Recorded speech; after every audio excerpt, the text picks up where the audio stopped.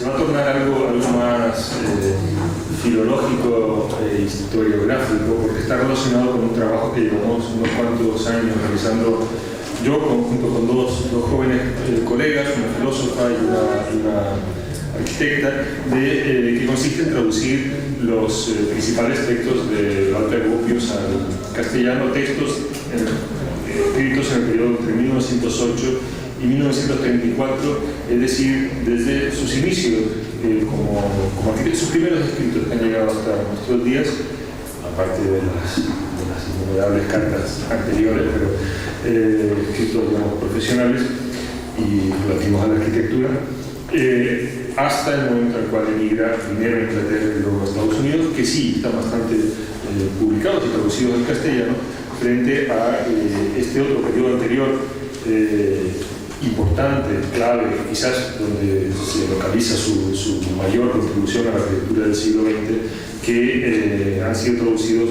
puntualmente, generando una idea un tanto sesgada de la figura de Walter Gropius y sobre todo de su ideario, ¿no? De sus ideas relativas a la arquitectura, al urbanismo y al diseño. La totalidad de la temática que está representada en esta exposición.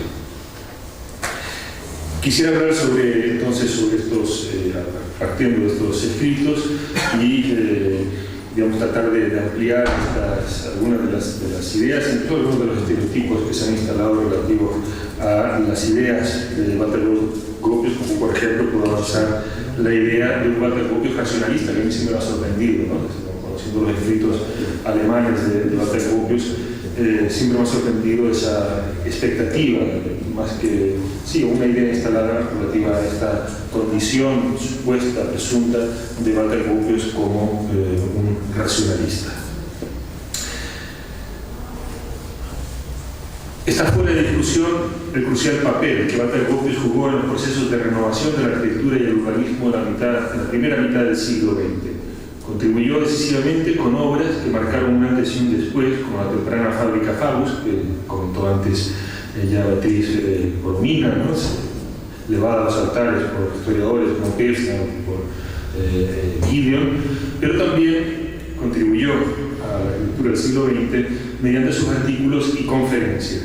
Los textos para los anuarios del Deutscher Werkbund de 1913 y 1914, que están en las primeras salas expuestos, el manifiesto fundacional de la Bauhaus en 1919, las ponencias leídas en los congresos internacionales de arquitectura moderna de 1929 y 1930 fueron auténticos hitos en la constitución de un ideario moderno. En contra de lo que comúnmente se piensa, fue además un autor prolífico, que solo entre 1908 y 1934 redactó más de 150 textos.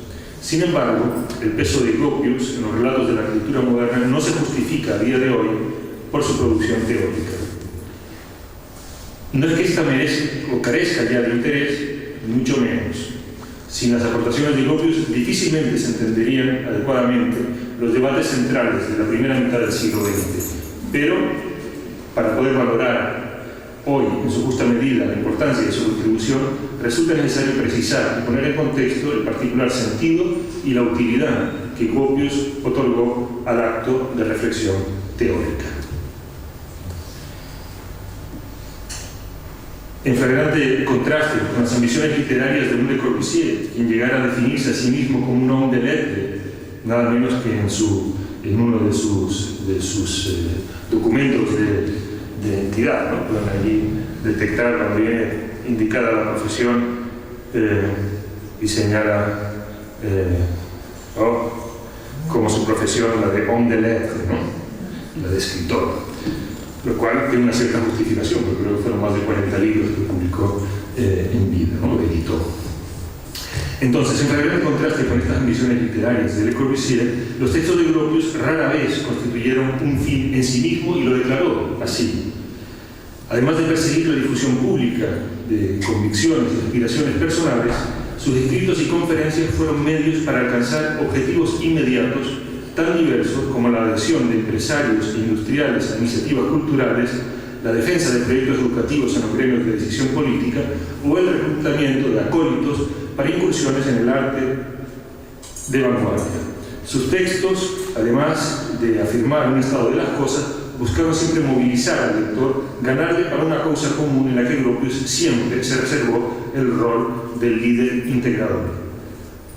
La figura del primus inter pares caracterizó sobre todo su proceder como proyectista, siempre en sociedad, pero siempre llevando la voz cantante.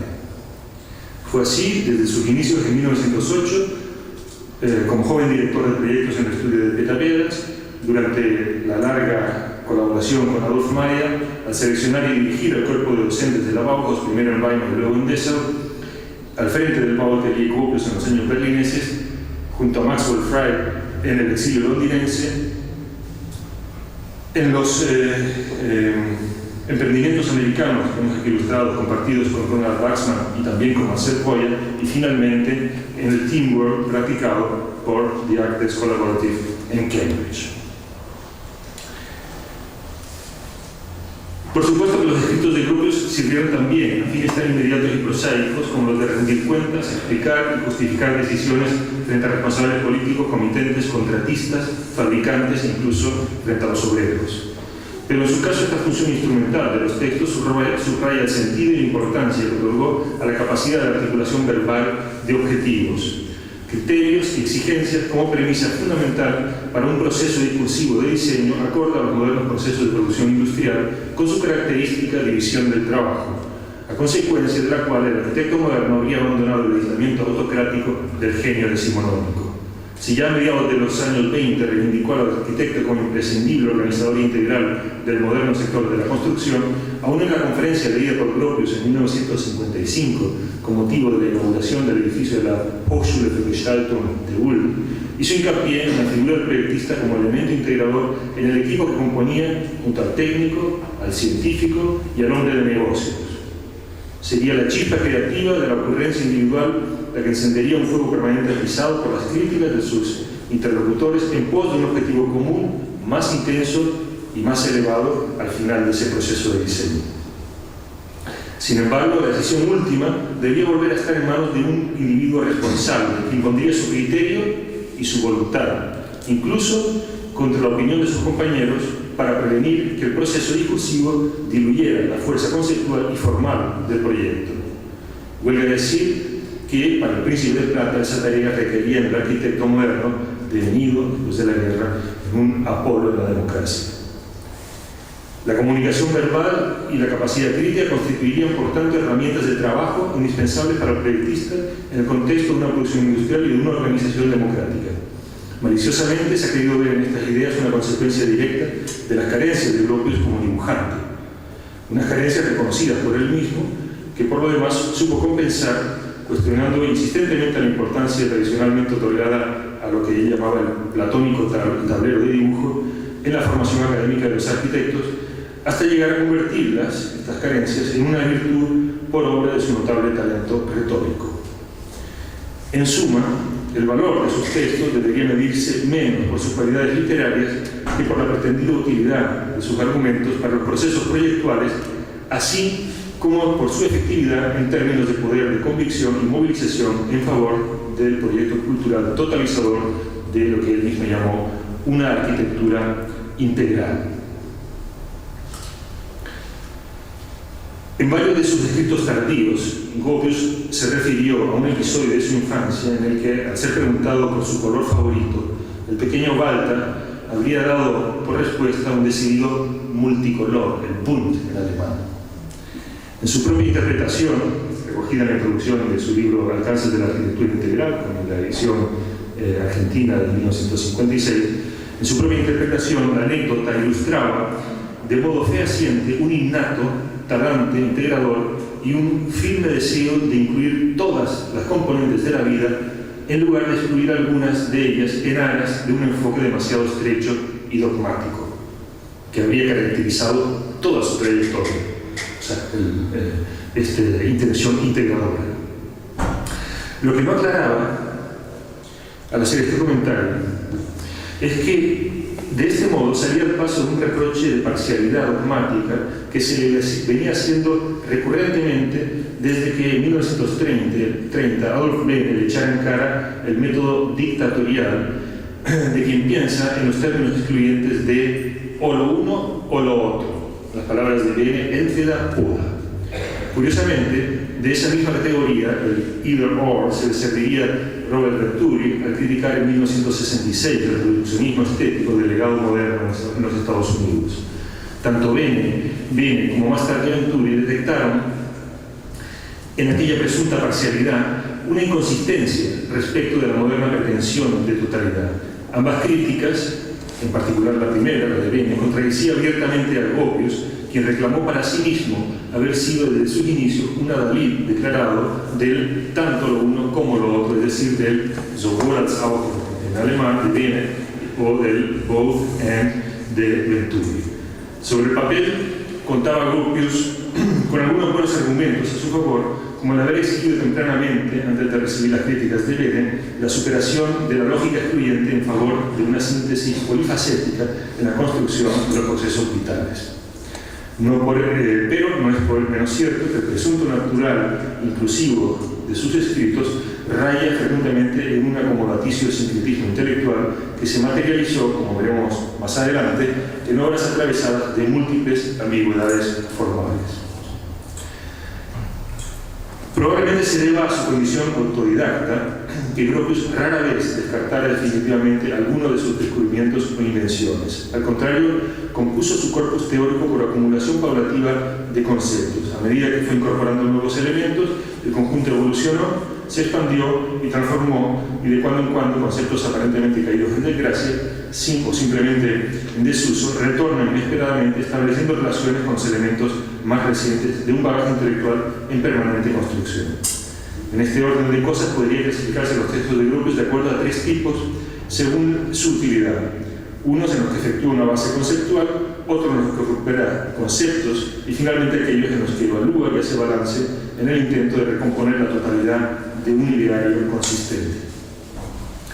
Este proceder se hace patente en el modo en que Gropius corta y pega, literalmente, fragmentos de textos pasados, introduciendo pequeños o por ende significativos cambios, o al contrario, rehabilitando términos que parecían haber quedado obsoletos.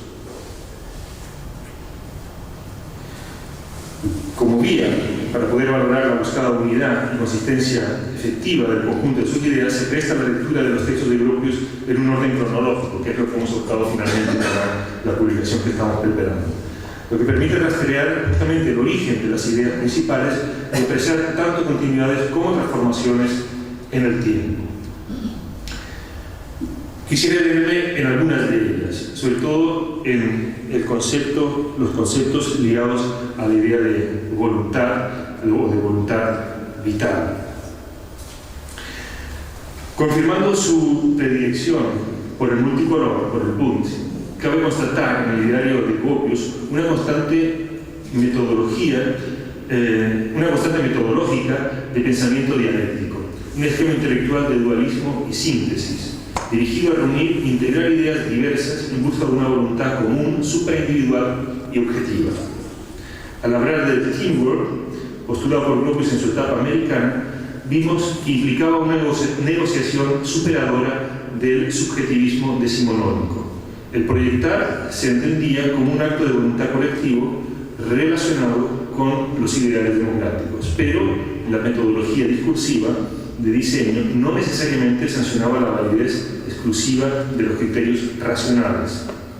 De hecho, a mediados de los años 50, Gropius no perdió ocasión alguna para reivindicar públicamente lo mágico frente a lo lógico, por ejemplo, en la conferencia que comenté antes, con motivo de la inauguración de la AFG 1. Asignándole al artista el rol de un hombre total que se enfrentaría, armado con su intuición integradora, a la concepción mecanicista del mundo y al pensamiento analítico de la ciencia. Si bien ya en sus escritos de los años 20 encontramos recurrentemente tales defensas de la vitalidad de un espíritu amenazado por el trabajo mecánico y por la racionalidad mal entendida, el tema había adquirido nueva actualidad a raíz de que la monografía publicada por Giulio Carlo Argan en 1951, hasta hoy una de las más elaboradas y profundas dedicadas a Gropius, hiciera particular énfasis en la presunta condición racionalista de Gropius.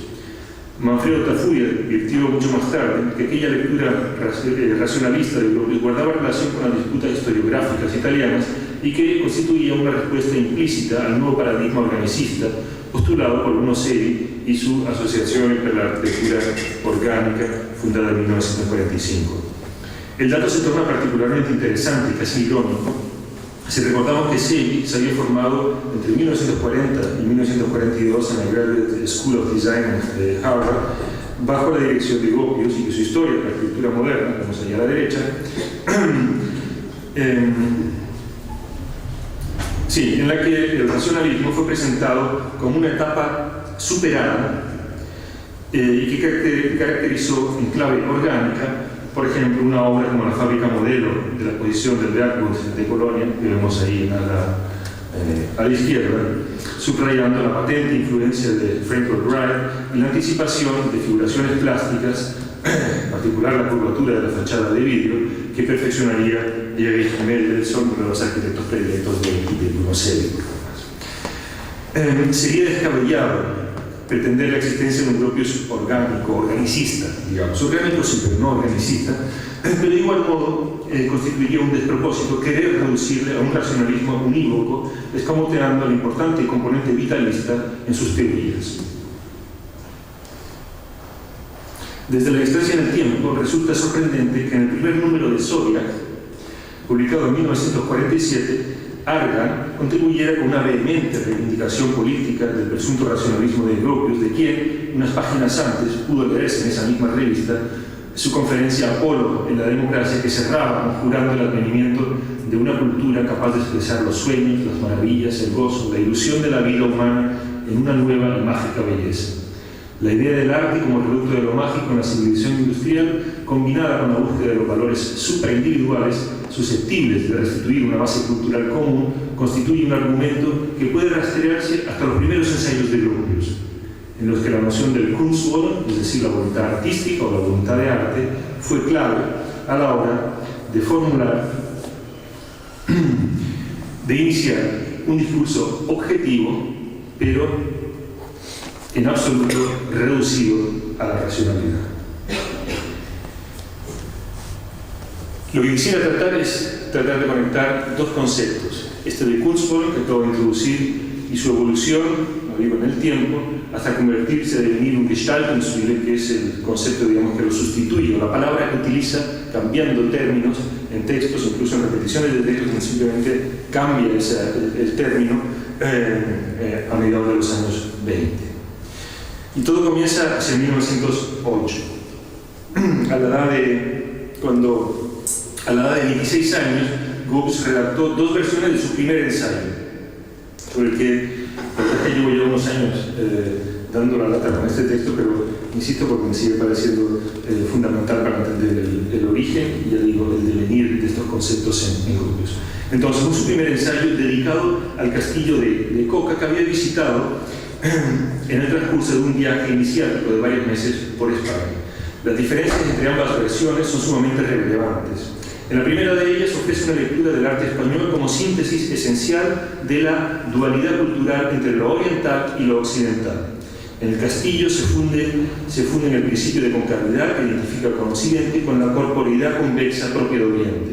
La pesantez de ese cuerpo que conecta lo oriental con la antigüedad encuentra su contrapunto en el impulso ascensional del gótico. Fue necesaria la voluntad de un genio para conciliar el antagonismo de tales conceptos. En oposición a esta genialidad creadora, Gropius entendió que la negligente anulación de uno de los dos polos de esta dualidad esencial de lo español habría conducido irremediablemente a la decadencia de ambos, de Oriente y de Occidente. La revisión de estas nociones en la segunda versión del texto es notable, en tanto que relega los conceptos de genialidad y decadencia. El heroico y voluntarioso creador del castillo, recordemos que años más tarde hablaría peyorativamente del genio autocrático, deviene ahora mero instrumento de un instinto racial. Y las formas arquitectónicas se explican como representación de una voluntad social y de la potencia espiritual del pueblo. Lo que no cambia es la individualidad intrínseca no solo de un particularismo nacional, sino de cualquier expresión artística. Su esencia responde siempre a un principio polar en busca de su equilibrio. Para el caso de la arquitectura, sus extremos serían la catedral gótica del lado occidental y el templo egipcio del lado oriental. De un lado, la preferencia intuitiva por la construcción intelectual del espacio, del otro, la aprehensión sensual de los cuerpos. Cada obra encuentra su particular punto de equilibrio dentro de esa dualidad universal de los instintos. Lo hace de modo consciente, descartando con ello la idea de una regresión o decadencia, de una historia del arte de las facultades susceptibles de ser desaprendidas y de tornarse incapacidad, pasa a una de las voluntades que evolucionan y se transforman dentro de su esencialismo dual.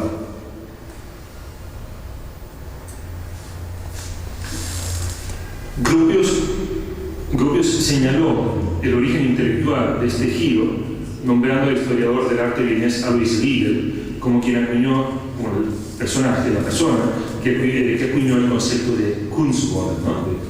Ya comentado, voluntad de arte. Una voluntad artística que trascendía cualquier arbitrariedad individual y cualquier contingencia material o técnica. Una reelaboración del texto sobre Coca, titulada Sobre la esencia de la distinta voluntad artística en Oriente y Occidente, de 1910, y es importante, en 1910, simultáneo a sus primeros textos sobre propuestas para prefabricación masiva de casas, que propone a la AEG. O sea, en 1910 escribe, y ahí nos contiene una cita en la que dice: el concepto de la voluntad artística fue acuñado por Alois Riegel. Fue el primero en reconocer en la obra de arte el resultado de una voluntad artística determinada y consciente de su finalidad, que se impone en su pugna con el uso práctico, las materias primas y la técnica. En oposición a esta idea se halla la tal llamada teoría de Gottfried Semper, que toma la obra de arte como un producto mecánico de estos tres factores, algo que Gropius en este momento rechaza. Estas palabras introductorias, a su vez, parafrasean una cita de Riegel recurrente en los escritos de Pieter Behrens, en cuyo estudio comenzó a trabajar el joven Gropius al dar por terminado su viaje a España en abril de 1908, y al final de 1908 es cuando escribe sus primeros textos sobre Coca. Es decir, lleva medio año en el estudio de Behrens y comienza a reflexionar sobre este tema del Kunstwille. No es arriesgado suponer que Behrens no es arriesgado suponer en Behrens a la persona que le puso en contacto con la nueva teoría del arte del entorno de Riegel y de Wilhelm Wöhringer. Lo corrobora que en la conferencia de Behrens über moderne Kirchenbau, sobre la moderna arquitectura eclesiástica, dictada en abril de 1908, cuando Gropius todavía está en España, encontramos la misma dualidad de un arte antiguo oriental enfrentado al gótico. Aquella conferencia incluyó las tesis principales de su artículo Vasquis Monumentale Kunst, que es arte monumental, de Behrens, de diciembre de 1908, es decir, escrito, datado, digamos, en las mismas fechas que el texto de Gropius sobre las esencias de Oriente y Occidente, ¿no? Es decir, coincidiendo con con los textos de Gropius sobre Coca, con esas esencias orientales y occidentales. En el que plantea Behrens la tesis de un arte que bebe de las fuentes de lo colectivo, que trasciende cualquier preferencia individual y subjetiva y alcanza así ese deseado valor de monumentalidad. Medio siglo más tarde, en 1960, Gropius rememoraría a pedido de Ernesto Nathan Rogers su relación con Behrens, expresando su gratitud por haberle transmitido el hábito de pensar en principios. En lo tocante al Kunstwille, podríamos especificar que se trataba de principios formales. Como vimos, el arquitecto es el medio a través del cual se manifiesta formalmente la voluntad artística, confiriéndole su autoridad frente al ingeniero y frente al empresario en la tarea de dotar a la producción industrial del anhelado valor añadido y trascendente de la cultura. En este trance, el Kunstwille y los principios fundamentales de la historia del arte formalista le ofrecieron a Gropius un pensamiento especulativo del cual extraer criterios formales concretos. Un buen ejemplo de ello es la ley de la envolvente, el Gesetz der Envelope, que Gropius dedujo de sus teorías sobre las complementarias voluntades artísticas de Oriente y Occidente. Estas categorías le sirvieron para establecer un principio formal con el cual acometer la tarea concreta de una fachada de edificio, solucionar la fachada de un edificio. Excepcionalmente, Gropius resumió las alternativas dibujando un esquema en planta, que es el que ven aquí a la izquierda. La opción occidental mostraba un bloque revestido de columnas de media caña que sugieren una prolongación virtual en profundidad, generando la ilusión de una penetración y apoyando la lectura abstracta del espacio como construcción intelectual. Frente a ello, la opción oriental alcanzaría la articulación rítmica del cuerpo arquitectónico mediante hendiduras que refuerzan la percepción táctil de una masa continua, lo cual apoyaría la lectura empática de la superficie aparentemente impenetrable, que sería la versión oriental. En un punto de equilibrio, dentro de esa polaridad universal, entre el abstracto occidental y el empático oriental, es clara la referencia a Boehringer, se situaría la solución formal de cualquier fachada concreta. Esto es 1910. En efecto, la fachada proyectada por Gropius y Maya como la envolvente de la fábrica Faust entre 1910 y 1911 reproduce fielmente esa polaridad formal. Y lo que hicieron fue proyectar la fachada y nada más que la fachada. La planta permite distinguir las dos opciones y también la obra construida está caracterizada por una ambivalencia formal de principio, acorde a la ley de la envolvente. Además, lejos de someterse a la insubstancial transparencia del vidrio, la voluntad artística manifestada en la Faust había tratado de generar la ilusión de una corporeidad impenetrable por medio de las hendiduras que dotan de ritmo al envolvente. Creo que esto está en total contradicción con la idea de los rayos X. Escribía Gropius en el texto Arte Monumental y Arquitectura Industrial: en su desveladora insubstancialidad, los modernos materiales de construcción como el hierro y el vidrio parecen incompatibles con la demanda de corporeidad en la arquitectura. Tanto más interesante sería demostrar con ejemplos cómo, pese a todo, también aquí la voluntad artística es capaz de superar dificultades en apariencia insalvables y arrebatar con genial astucia la impresión de corporeidad al insubstancial material. Lo dicho de otro modo, hacer una arquitectura transparente con vidrio no tiene mérito ninguno. Imponerse al vidrio a través de las emanaciones del Kunstwollen es la vía para alcanzar un arte monumental. Así resumió Gropius. Bueno, vemos ahora en planta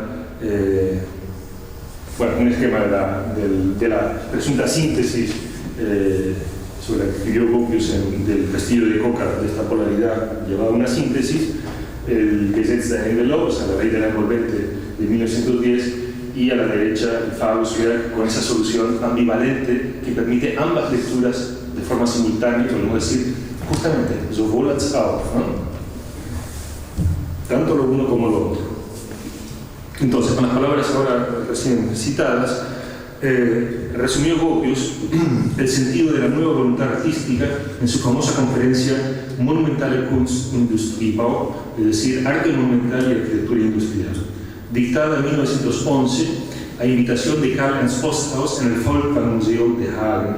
En aquella ocasión comenzó sus proyecciones con una obra que señalaba los efectos de monumentalidad a los que debía aspirar la moderna arquitectura industrial, que venía a ser el castillo de Coca, con el que había comenzado su carrera, digamos, teórica. Además, señaló implícitamente las imágenes, las dos de la izquierda, ¿no? Además, señaló explícitamente que sus consideraciones teóricas eran deudoras de la nueva historia del arte del entorno de Hegel y de Boehringer. De este último era evidente el préstamo de la polaridad entre abstracción y empatía del Kunstwollen. Pero son justamente igualmente evidentes algunas omisiones. Por ejemplo, para su ensayo sobre la esencia de la distinta voluntad artística en Oriente y Occidente, se apropió de algunos pasajes de los conceptos fundamentales de la historia del arte de August Massow, de 1905, 3 años antes, sin citar, sin dar prácticamente una página entera. Es decir, tampoco leyendo a Hegel, sino leyendo, digamos, de segunda mano, se informa sobre este concepto del Kunstwerk. Y cabe preguntarse si su ley de la envolvente, de 1910, fundamentada en Hegel, fue una respuesta consciente de Gropius a la complementaria ley del revestimiento, formulada 12 años antes por Adolf Loos, inspirada en Zempa justamente, y que postulaba la imposibilidad de confundir el revestimiento con el cuerpo revestido. Lo contrario, ¿no? O sea, la ley del revestimiento de Adolf Loos es lo opuesto a la ley de la envolvente que está proponiendo Gropius en 1910. El polo monumental de los cuerpos de solidez impenetrable descrito por Gropius quedaba abolido por aquel principio de Loos, que por lo demás no aceptaba ambivalencia alguna. En un artículo de 1922, Adolf Bene demostraría su perspicacia tanto al detectar el enfoque dualista de los escritos de Gropius, como al reconocer en la fábrica Fagus más de un compromiso entre, escribe, América y Ostendorf. América, la América moderna, que es la que trae el empresario Garbenschet, que viaja a Estados Unidos, estudia el proceso de teilorización, los nuevos métodos de trabajo y producción industrial, las nuevas, digamos, condiciones, la mejora de las condiciones de los locales de trabajo, y por otro lado Ostendorf, alguien que está en busca de constantes artísticas de cualidad, digamos, intemporal. Es decir, entre los modernos valores objetivos de la producción moderna y una voluntad de forma atemporal. Esto le dio pie a Bene, a modo de balance, para localizar el rasgo esencial de la obra de Gropius en el rechazo a cualquier parcialidad dogmática, frente a lo que luego afirmaría en 1930, cuando habló del método dictatorial de Gropius. Como ya vimos, con el tiempo Bene cambiaría de opinión. A la luz de las teorías de Gropius, podemos ahora constatar que la ambivalencia formal de la Fagus guarda una relación directa con el dualismo de los principios fundamentales de sus primeros escritos. En ellos, los postulados de una nueva historia del arte adquirieron paradójicamente la condición de principios formales suprahistóricos, lo que no es un dato menor si tenemos en cuenta la mala fama del jacobino antihistórico que ha acompañado durante largo tiempo a Gropius.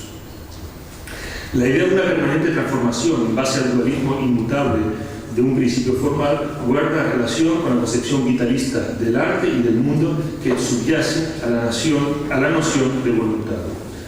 La voluntad artística, como fuerza superindividual y atemporal, se manifiesta y objetiva a través del artista en cada obra, en su específico equilibrio dentro de la dualidad esencial de los principios fundamentales, superficie y profundidad, abstracción, empatía, etc. Expresión de una época o de un pueblo. Es en definitiva expresión de una Weltanschauung, una particular concepción del mundo, o un Weltgefühl, un particular sentimiento del mundo, como el postulado por Wilhelm Wöhringer, en su intento por superar el subjetivismo psicológico de la empatía de Theodor Lipps mediante la figura del Kunstwerk absoluto y objetivo. En su manifestación tangible, sella la unidad y totalidad de una cultura, restableciendo su nexo con la vida. La clave vitalista de la voluntad artística nos remite a los prolegómenos para una psicología de la arquitectura de 1886 de Heinrich Wölfflin. El segundo capítulo, que define el objeto de la arquitectura, el Gegenstand de arquitectura, gira en torno al rol de la voluntad, y en la terminología de Wölfflin es el Willen, que ya de entrada es equiparada a la vida, Leben. Ambas son entendidas en oposición a la materia inerte, Stoff. Oportunamente, y para evitar malentendidos, Wölfflin marcó la distancia respecto a Arthur Schopenhauer, que es el cual, digamos, siempre se recurre en cuanto se oye hablar del Willen, Arthur Schopenhauer y su libro, los tomos El mundo como voluntad y representación de 1819, criticando su excesivo reduccionismo al postular que la arquitectura únicamente podría aspirar a objetivar y hacer reconocible la voluntad que rige el mundo en una representación tectónica gracias a la rigidez, la cohesión y el peso de la materia. Muy poco, la verdad, lo que nos queda. En efecto, la voluntad responde en Schopenhauer a un naturalismo del material y de la gravedad como únicas posibilidades arquitectónicas de representación de la voluntad en el mundo. Frente a esta concepción, Berflin postula una voluntad vital, orgánica, dirigida a una percepción antropomorfa de los cuerpos y de los espacios mediante una proyección emocional que los anima. Basándose en la psicología, advierte que la misma aprehensión del peso como característica arquitectónica es únicamente posible a partir de la propia experiencia corporal, es decir, por analogía orgánica. Por lo que luego sería la empatía, ¿no? Pues la empatía de Theodor Lipps, de la cual se adueña Bobina y por ende Gropius. Por tanto, son las condiciones de la vida orgánica las que determinan la estética de la forma bella, dice Berflin. La voluntad, en consecuencia, se postula como una fuerza vital, el Lebenskraft, que busca el sometimiento orgánico de la materia para encontrar su equilibrio en la forma. La arquitectura se aleja de la materia inerte, articulándose por efecto de la voluntad hasta culminar, en el mejor de los casos, alcanzando la condición de organismo arquitectónico. En ningún momento Berflin remite a la razón, ni mucho menos a un racionalismo. La voluntad orgánica de Berflin anticipó en varias décadas el vital de Henri Bergson en su Evolución Creatis de 1907. Encontró el terreno preparado para la gran influencia que tuvo entre los artistas y arquitectos vinculados al movimiento de reforma de la vida, la Lebensreform, del cual también habló antes Beatriz, a comienzos del siglo XX, en el entorno, digamos, en los países de habla germana y en torno de artistas como Behrens. También el Kunstwollen der Riegel es deudor de los conceptos de Berflin. Resulta particularmente interesante que en sus prolegómenos, utilizara ya la expresión Gestalten der Wille, voluntad configuradora, en tanto que en el periodo de entreguerras Gropius sustituiría en sus escritos el Kunstwollen, identificado con el discurso monumentalista del Bergkut guillermino, por el más prosaico Gestaltungswille. Es decir, Gestalten der Wille se convierte en Gestaltungswille. Para los que hablen alemán es digamos, un paso relativamente pequeño, digamos, que lo separa. Sin embargo, también en tiempos de la Neue Sachlichkeit su significado mantuvo la idea de una voluntad objetiva y supraindividual, opuesta a lo inerte, a lo mecánico y también a la razón elevada a un fin en sí misma. No la razón, sino un espíritu que bebe permanentemente de la fuente del inconsciente, constituiría el garante de la vitalidad tanto del arte como del pueblo. Una vitalidad que, como subrayó en 1923, y hablo de Gropius, es otra que la naturaleza. Pudimos constatar anteriormente la tensión entre naturalismo y vitalismo en las respectivas posiciones de Schopenhauer y Berflin. En ambos casos son patentes los ecos románticos de estas teorías. Si hacemos caso de la interpretación de Horst Clausen, la filosofía de la naturaleza del romanticismo alemán habría influido también en Gropius. Ciertamente cabe constatar varios puntos en común con las ideas relativas a la relación del arte con la naturaleza, libro Relación del arte con la naturaleza, expuesta por Friedrich Schelling ya en 1807. Coinciden, por ejemplo, en el rechazo de una relación mimética en un sentido imitador de rasgos formales externos. Al contrario, la relación profunda entre arte y naturaleza radicaría radicaría en sí mismo los principios vitales activos en todo objeto. La perfección de un objeto dependería de la fuerza creadora de la vida y la correcta configuración requeriría un previo reconocimiento de esta estructura interna. La obra creada en base a este conocimiento esencial y objetivo constituiría un nuevo organismo integral. Se trataría de una recreación no naturalista, el resultado de un proceso de destilación de la esencia del principio vital. Podríamos hablar de un proceso de abstracción dirigido a la configuración de una totalidad orgánica, con lo cual resulta evidente la cercanía a las ideas de Gropius y de algunos de sus prosélitos de la Bauhaus.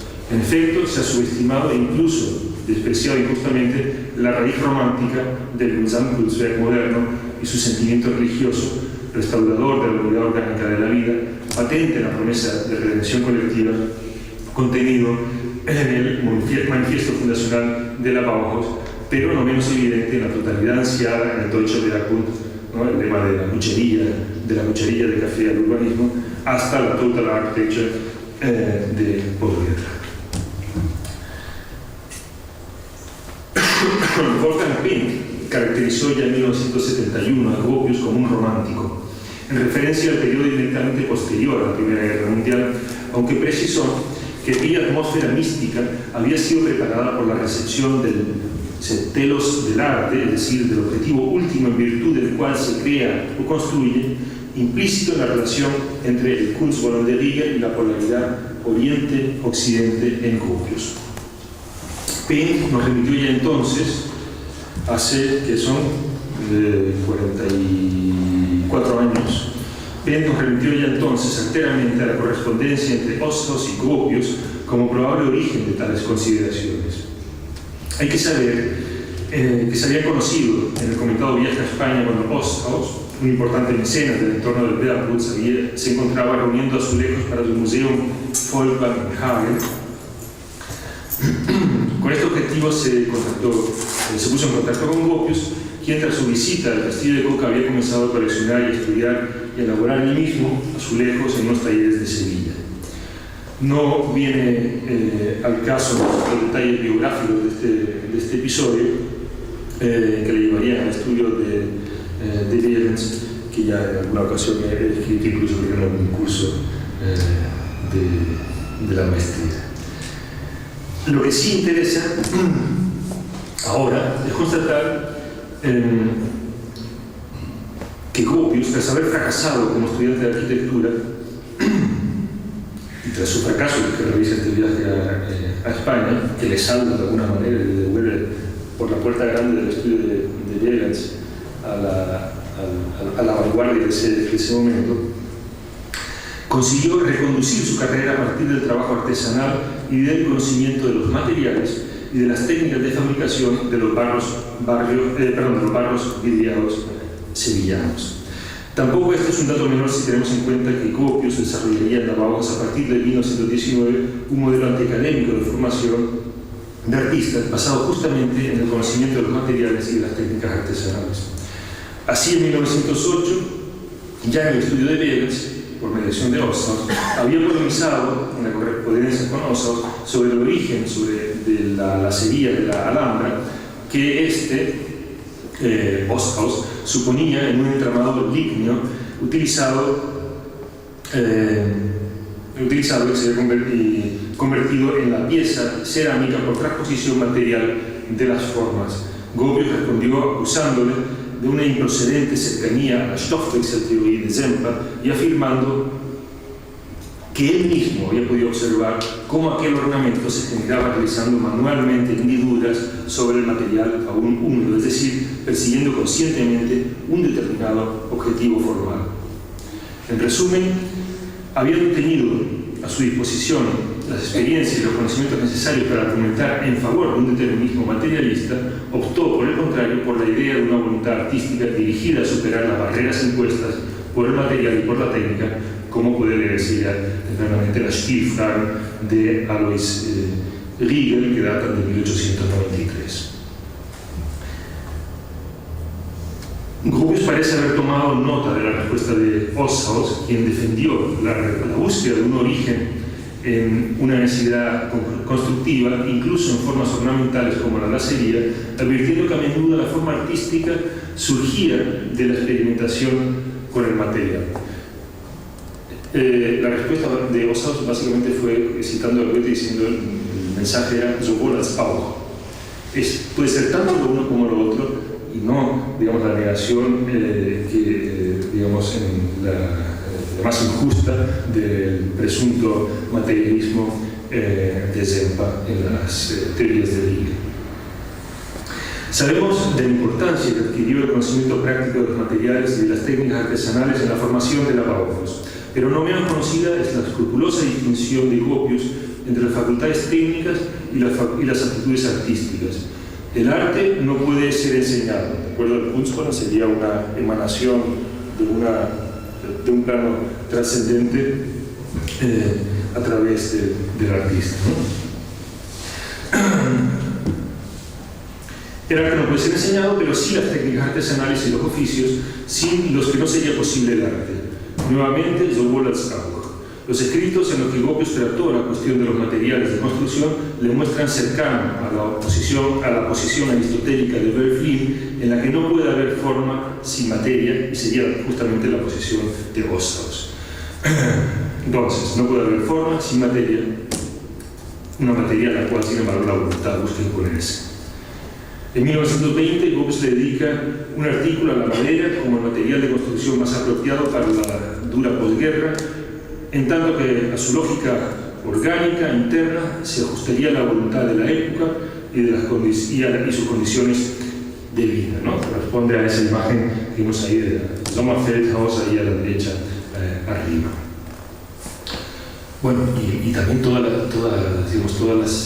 las silografías, ¿no? Todo el imaginario de la Bauhaus, de la primera Bauhaus, ¿no? Tan ligada a las técnicas artesanales de la silografía. No sé quién ha hecho una silografía de ustedes, pero realmente es muy limitante el material, la madera, el trabajo con la madera en las posibilidades expresivas, ¿no? Todas estas formas quebradas están directamente condicionadas por las herramientas y las condiciones materiales de la madera, del origen ligneo, ¿no? De la base material. Bueno, su lógica orgánica interna se ajustaría a la voluntad de la época y a sus condiciones de vida. En el encuentro de artesanía y arte se redescubriría la madera como material orgánico a partir de su propio espíritu, escribe, recurriendo no a la imitación de formas pasadas, sino a una renovada, escribe, fuerza de configuración común. 6 años más tarde, estamos ya en 1926, con unos saltos, al tratar el tema de la construcción en vidrio, el impulso configurador de los arquitectos se revelaba fecundado por las nuevas posibilidades técnicas del material, en el que se manifestaba un espíritu de la época transformado, marcado por el anhelo de superación de la gravedad y de la solidez impenetrable en favor de lo ligero, lo dinámico, lo permeable.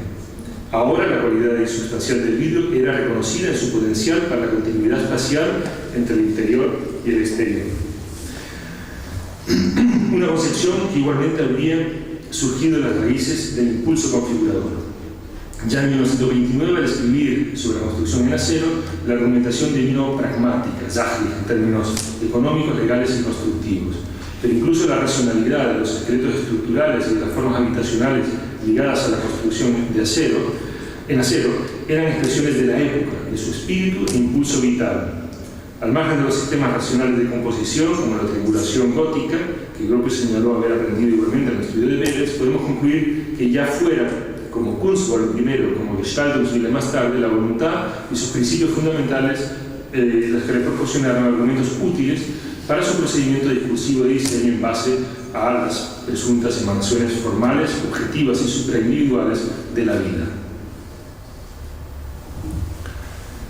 Y de hecho, creo que se entiende mejor, entonces es solo un ejemplo, ¿no? De un texto como la Arquitectura Internacional de 1905, ¿no? Un pasaje como este, dice: se percibe una nueva voluntad de configurar las obras de nuestro entorno a partir de su ley interior, sin caer en la falsedad ni en el juego ingenuo, y de elucidar su sentido y propósito funcionalmente a partir de sí mismo, por medio de la tensión entre sus masas arquitectónicas entre sí, deshaciéndose de todo lo superfluo que encubre su figura absoluta, ¿no? Tiene de pronto toda una serie de connotaciones ligadas a estas consideraciones que vengo comentando.